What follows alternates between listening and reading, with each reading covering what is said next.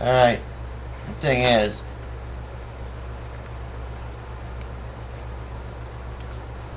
uh, you're right, caveman. And the more we pander to their ignorance, the worse it becomes, it seems. We have kids suing their teacher for calling creationism superstitious nonsense, when in fact it is superstitious nonsense. How he lost that case, I'll never know. How a judge could actually rule that the teacher broke the separation of church and state rule by calling creationism superstitious nonsense. Now, how he construed that, how the DA got him to, or whoever the plaintiff's attorney, how he convinced the judge of that, I'll never know. Is this judge just naturally stupid? And we always have the people that say, well, we do have the Pledge of Allegiance. It says, nation under one God. Under God only came in 1957. Before that, it wasn't even in the pledge. It went on Pledge of Allegiance to the United States of America, to the Republic for which it stands, one nation, indivisible, with liberty and justice for all. That's what it was. It wasn't under God. It had nothing to do with God. You can't do that. It's just sick. And you got all these people that are trying to circumvent the separation laws by saying that a private group wants to put the Ten Commandments up in front of the courthouse.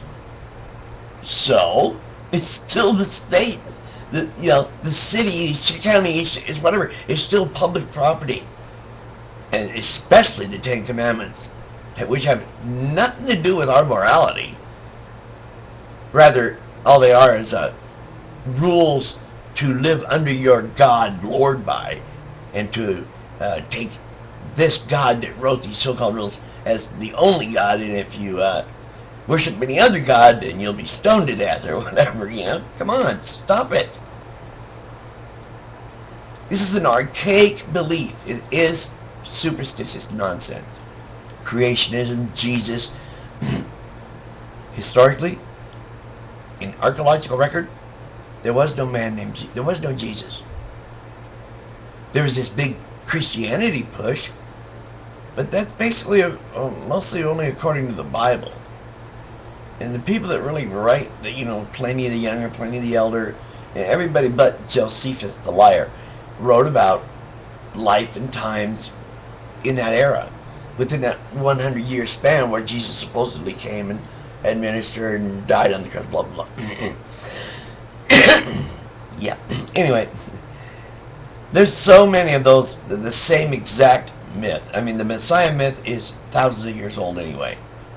We all know that. Why do they want to push it on our schools and push it in our schools and try to get our children to learn that crap? I'll never know. I even went to Catholic school. And you're right, I don't remember, they never pushed any of that stuff, creationism or any of that on. Even in Catholic school, we learned basic science. Catechism is where they threw all the religion crap at us. I had a question for them there too. I said, they told us about the turning wine into water into wine for the wedding. I said, well, if Jesus was the Son of God, wouldn't he realize that alcohol is basically a poison? And that being the Son of God, I don't think he would do that for people. I don't think he would give them alcohol. Wait a minute now. Oh, wine was different back then. Okay. All right. That's a good one. They always throw that one at you. But no, about a month later, I was in public school. Yeah, they got tired of me. Anyway, K-Man, very good video. You're right on top of it. Keep it up. Make some more. You should be heard. We should all be heard. Please, you've got to keep Jesus out of the schools. My God. Come on. It's superstitious nonsense. We have science to explain things now. And it works fine. Just open a book and read. Good night, fellas.